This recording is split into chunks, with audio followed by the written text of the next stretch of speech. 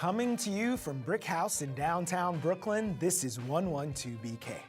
On the show today, why DACA is such a political hot potato.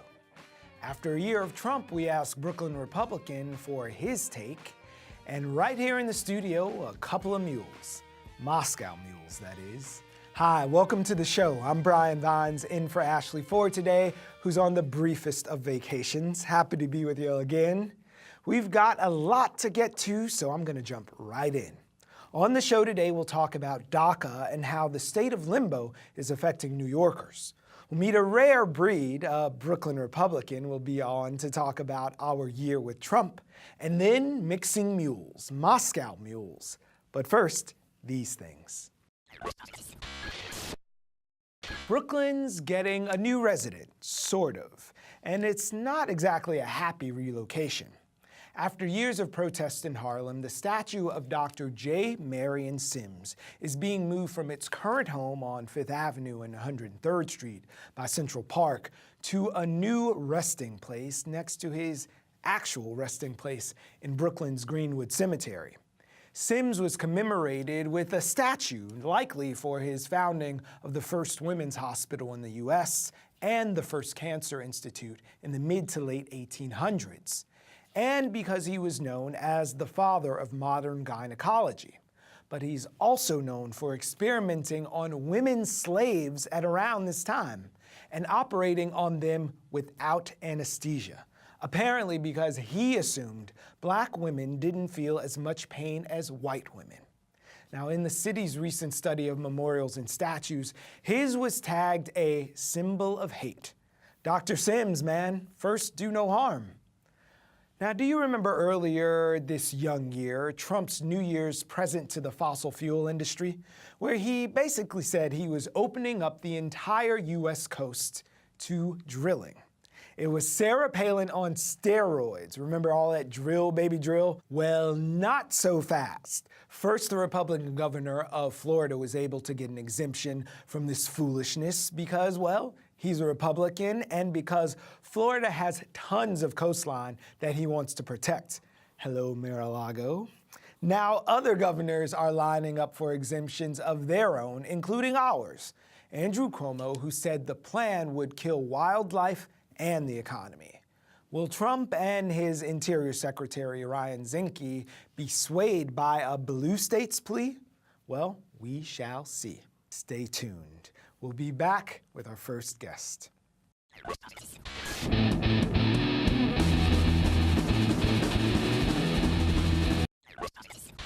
The DACA roller coaster continues.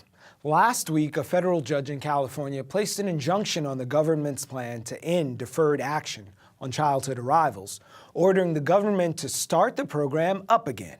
But this week, Trump said DACA was dead, and his Justice Department took the unusual step of asking the Supreme Court to review the judge's decision. DACA has rightfully been a hot-button issue in Washington and in New York, and it seems to be the key to finalizing a budget to fund the federal government, something that has to be done by Friday. Here to talk about this and the uneasy state of limbo for dreamers is the dreamer himself, Cesar Vargas, the first undocumented lawyer in the state. Welcome to 112BK. Thank you so much for having me. So even just to walk that back for a second, dreamers, as they're called, is a real concern right now, what's happening with them, but it's much broader than that. Absolutely. There's no question that the discussion has centered on protecting dreamers, those who came here as babies. But at the same time, one of the things that my priority is that even though I want protection for dreamers, even I want protection for my younger brother who's about to lose his DACA and lose his job, I cannot forget about the original dreamers. I cannot forget about my own mother, who's still undocumented, who at this moment we're seeing an administration and Republican proposals out there saying, well, we'll protect dreamers in exchange of targeting other immigrants. We'll protect dreamers and you and your brother and other dreamers, but we'll target undocumented parents. And that's a deal we cannot accept. We cannot throw any immigrant under the bus. We cannot throw our own communities under the bus just for a green card, just for a path to citizenship. And I think we have to be very careful that at the end of the day, it's really about the original dreamer. It's about all of us coming together to ensure that we come up with a solution that doesn't deal with $20 billion to a wall versus just some type of protection for dreamers. So when you see Pelosi and Schumer going into the White House, do you feel like they are arguing on the behalf of the DACA community and the extended family of folks who are being affected? Well, I definitely do think that Leader Pelosi has been working to ensure that whip her caucus in the House of Representatives to support Dreamers and to allow Dreamers to have a unified force just in case there is a shutdown, to say no dream, no deal. Senator Schumer, on the other hand, I think he has said very positive things, welcoming things about Dreamers, but at the same time, we haven't seen that leadership about a senator from New York say, well, we'll shut up the government because we need to protect Dreamers. Even just today, we had Dreamers risking arrest, gotten arrested outside his office in New York City because we don't trust Senator Schumer's leadership when it comes to protecting Dreamers. It's one thing to broker a deal. It's another thing to say, well, we'll deal with the issue later on and we'll protect Dreamers later on. It's an urgency. Each day, 122 Dreamers are losing the protection each day. As we sit here right now, there's some 700,000 people who fall into that classification.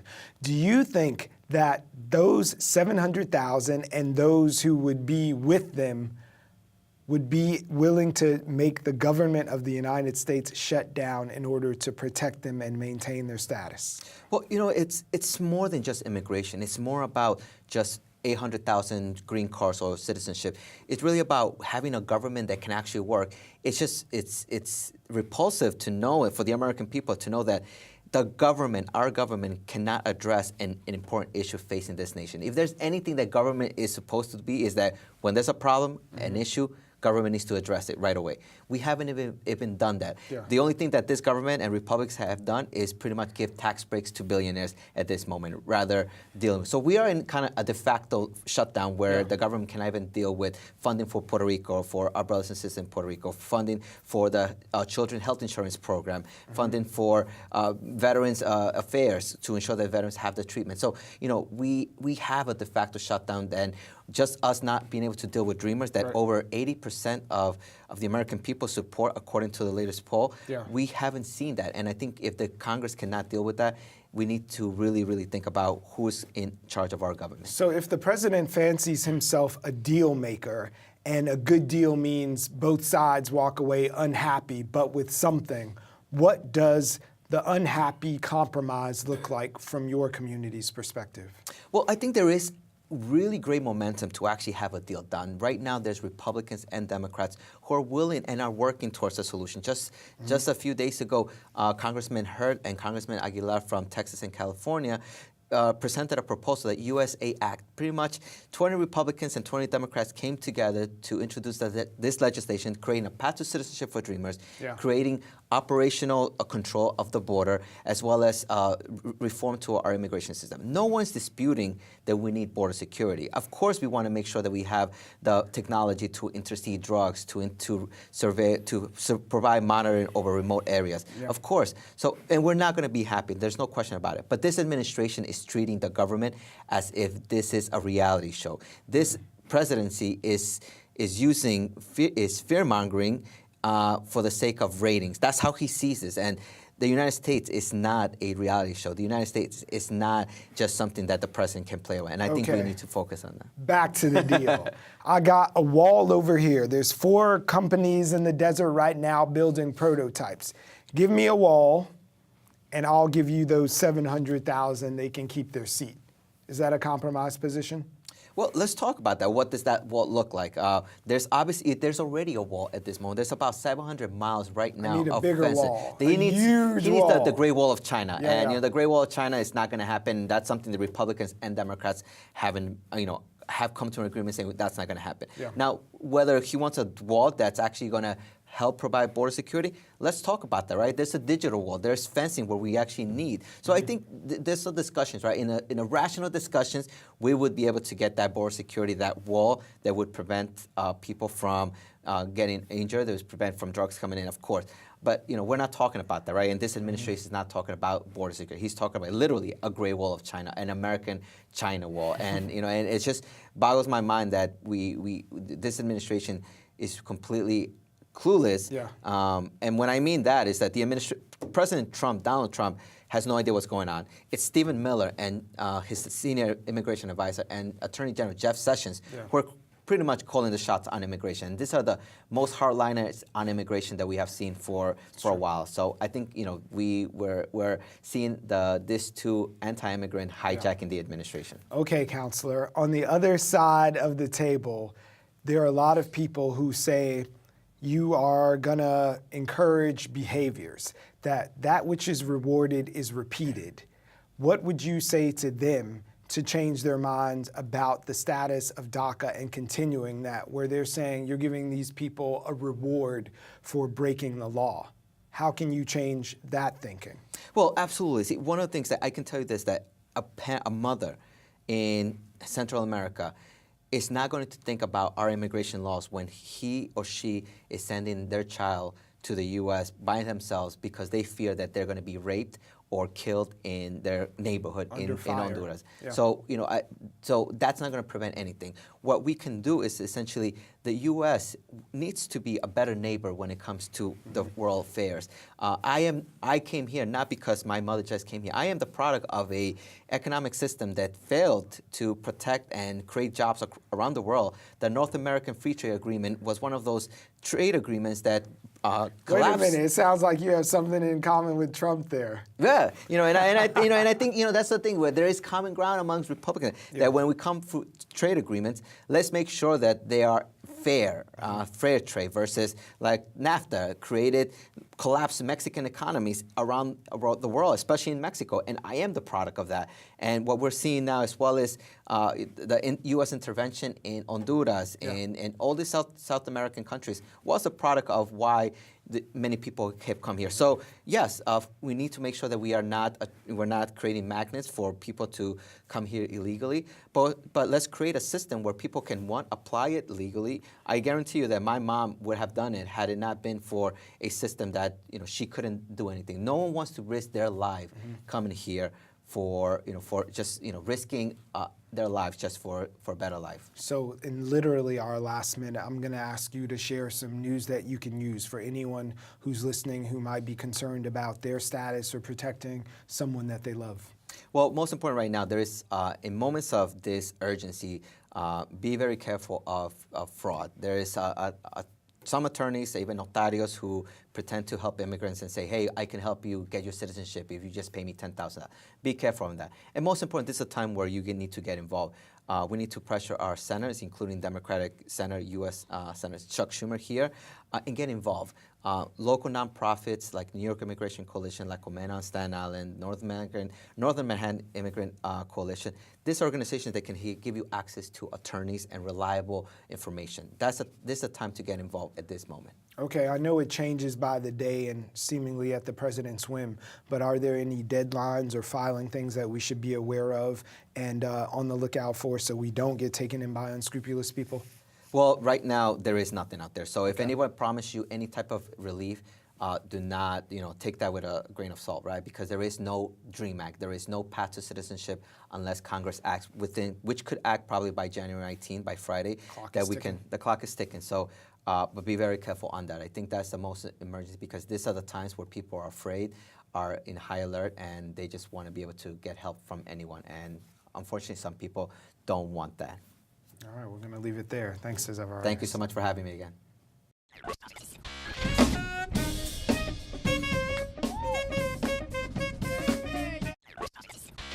You might be surprised to learn that in the presidential election in 2016, Donald Trump got about 141,000 votes in Brooklyn. Now, you might be asking yourself, who are these voters?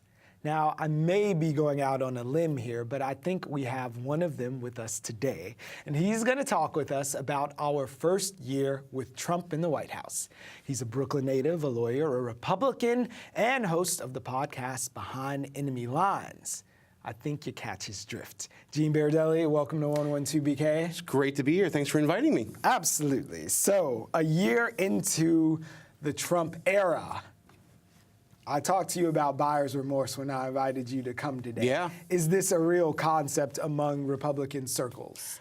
It depends on who you talk to. I think that if you ask the everyday garden variety person on the street, maybe not in the People's Republic of New York, but elsewhere, I would say that the answer is probably no. Yeah. If you're talking to somebody who's politically involved or politically aware in Republican circles, the answer is probably maybe, because Trump has not made life easy for Republicans.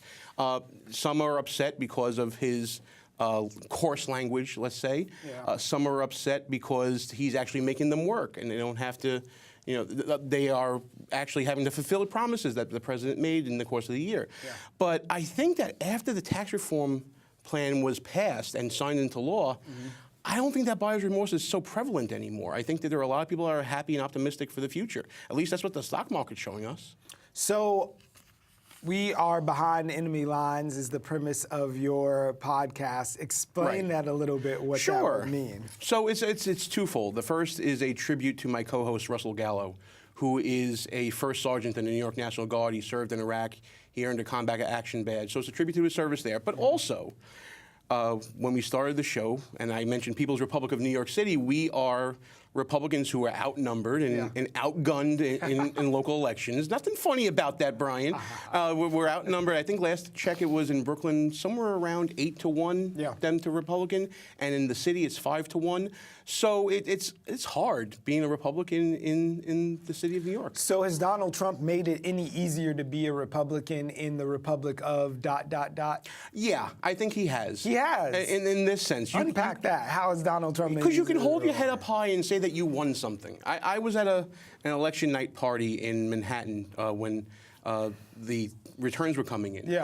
And the pride that was coming out of a lot of the young people, I mean, it was all millennials there. The pride coming out of them was like, finally, we have something to cheer about. We have something to be happy about.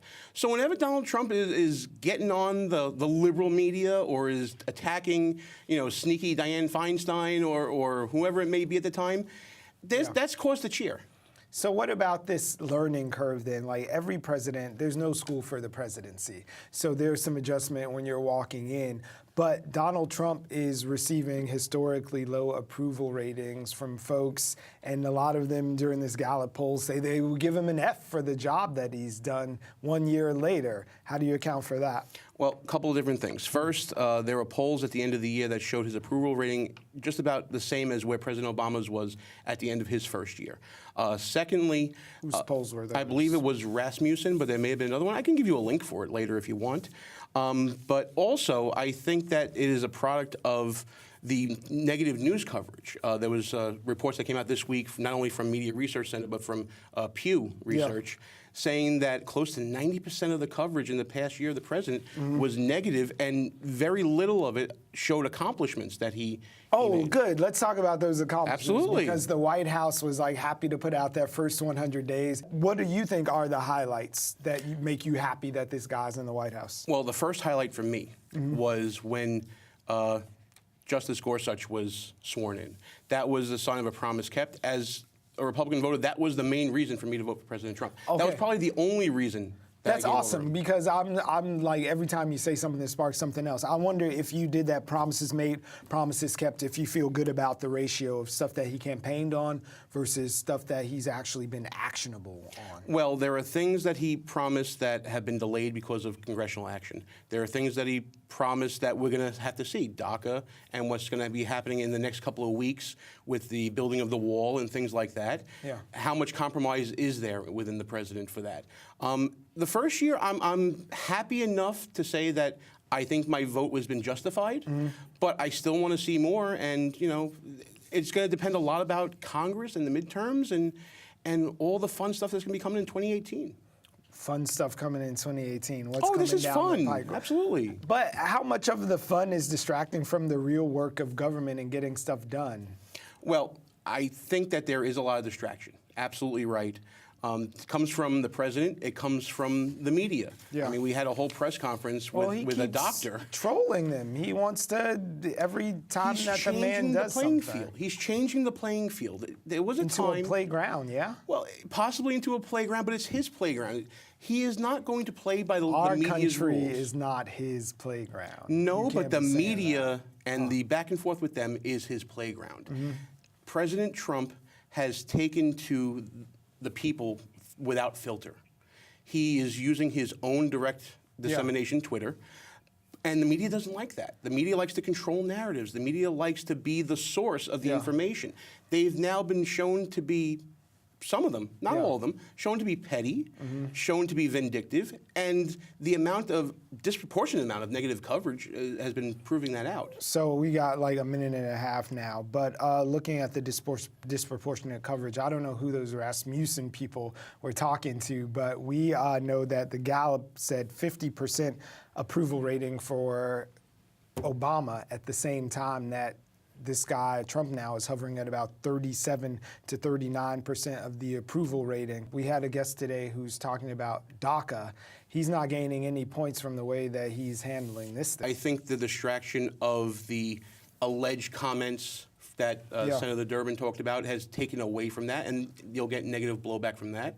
And until you actually have some substantive action from people in Congress, I don't think that you can, it's an incomplete at this point. You have to see what the president's willing to do. The fact that he's even entertaining it and is bringing Democrats to the table to discuss it and to negotiate it has to be viewed as a positive. Okay, we're completely out of time. I just want to sneak in. I'm like holding my breath until the State of the Union at the end of this month.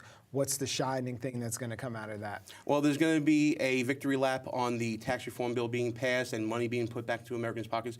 He's definitely going to be talking about his plans for the future. At this point, it's kind of up in the air because we have to see. Most importantly for this year is going to be the 2018 midterm elections for Congress. Yeah. You're going to How bad believe are that, you guys going to lose? Well, politics is cyclical. There will be some losses in here. I just don't know if it's going to be as catastrophic as people are saying. Yeah. But I don't think it's going to be losses in the majority in either the House or the Senate. But because of him or in spite of him? It's the cyclical nature of politics. You know, you'll see back to 1978 when there's a Republican president in the first year. Just attrition. It just happens. Yeah. Absolutely. There's a pendulum that goes back and forth. All right, so is he going to mention Oprah in his State of the Union at all? I mean, listen, your guess is as good as mine. Oprah is not going to be running for president, I don't think. Even polling now after the feel-good moment that she had with the Golden Globes, she's still polling behind Joe Biden and Bernie Sanders, and I don't see it getting any better. If that was her high point, where do you go from there? I'll see you on the face pages. Sounds good, pal. Thank you. Let's go, let's go, let's go, and welcome to my block party. Last week we had a mule in the studio, a Moscow Mule. No collusion here. It was made by Alicia Hollinger from a local cocktail company born in a Brooklyn living room in Williamsburg, to be precise. They're called Hella Cocktail Co., and they make bitters and mixers for any occasion or concoction. Here's a little taste. So, Alicia Hollinger, how are you going to disrupt my sober January?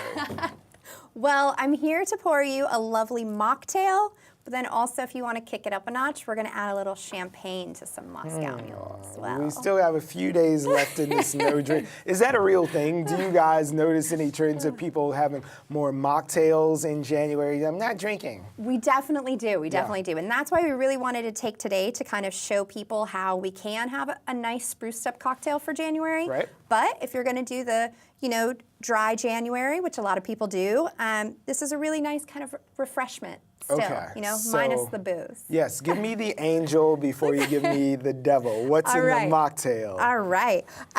So today we're serving up a cucumber mint Moscow Mule. Cucumber mint Yeah, Moscow so, Mule. All of those things go together great. Yes. So we're just going to start off with about 2 ounces of our Moscow Mule mix. And what I've already done already is I've muddled some of the cucumber and mint in the bottom of the glass. Muddle, you say? Muddle, yes. So that's actually when you take your fresh herbs, fresh ingredients, you can put them in the bottom of the glass. You could take a wood muddler and just kind of open up the aromatics and kind of the flavors of the ingredients too. Yeah. So if we went ahead and done that, topped it with some ice. We've added our Moscow Mule mix. And then now we're just gonna top it with some club soda. Some bubbles. Yes. So a little birdie told me that this Hella Cocktail Company was started in a humble kitchen in Williamsburg. That is correct.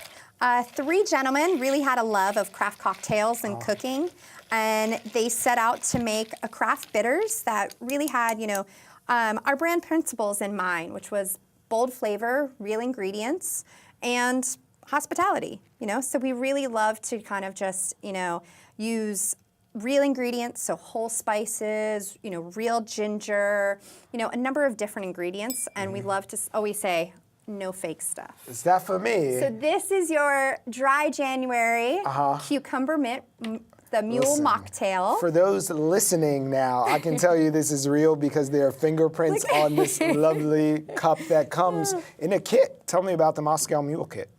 Yeah, so these are some great craft your own kits that we have come out with during this last holiday season. So within that, you get the 2 copper mugs you see, this wonderful copper jigger. You get a little copper spoon as well, and then 2 of our Moscow Mule servings. So our cute, adorable Moscow Mules servings come within the kit. At retail locations, though, you can get one of the larger ones, which will serve about 10 to 12 people. So if you're having a party or things like that, this is the size you're ready to go to. This is the part where I ask you the deep questions because I'm not talking because this is delicious. And it's not too sweet. It's not like all cloying and it won't make you feel like, Precisely. We pride ourselves in using real ingredients too. So you're actually, consuming there, you have real ginger, pure cane sugar, a number of other fresh ingredients, so it's not, like high fructose corn syrup or anything that you're gonna feel guilty about. One thing I always love to say too is when you're out there shopping is pick up the bottle and read the label. It's something that we pride ourselves in and just using all things that you can pronounce. Okay, so let's give the devil his due now. We got 1 minute to take it up a notch. All right. For people who are we're imbibing. So we're going to start with our champagne flute. We're going to take an ounce of our Moscow Mule mix. I'm going to top it off a little bit there. Delicious. And now at this point, when you would add a little bit of vodka or club soda, we're actually going to kick it up a notch. All right. And we're going to add some champagne. Popping bottles. So this is, and it makes for really such a nice, kind of welcome if you're having people over, if you want to kind of really spruce up your champagne or Prosecco that you have at home. Yeah, keep it festive. Yeah. So this time we're going to use some of our ginger bitters as well. Is this the secret ingredient? That's right. Ginger bitters. Ginger bitters. A little of the Hella Cocktail Moscow Mule ginger lime mix. Precisely. And for And added now loveliness, we're just going to garnish it with a wonderful fresh cucumber slice. Oh, I'm so sorry you weren't here today, Ashley. And here you are. Oh yeah, here, you can have this back. Right? No, they're both delicious. I know. But I've picked my favorite. The devil wins this time. Well, cheers. Salud. To Happy New Year. 2018. To 2018. Let's make Yes. new mistakes. Hella right. Cocktail Company and Alicia Hollinger, their field marketing manager. Thank you so much for being on 112BK. Thank you. Appreciate it. Cheers. Cheers. Thanks for joining us today. Tomorrow, Jarrett Murphy from City Limits will be filling in for Ashley, and joining him will be Jumaane Williams, City Council member for Brooklyn's 45th, who just announced he might run for Lieutenant Governor. I'm sure Jarrett will get to the bottom of that. We'll also have a remembrance of legendary Brooklyn-based New York City muckraker for the Village Voice, Wayne Barrett, who died a year ago. Don't miss it.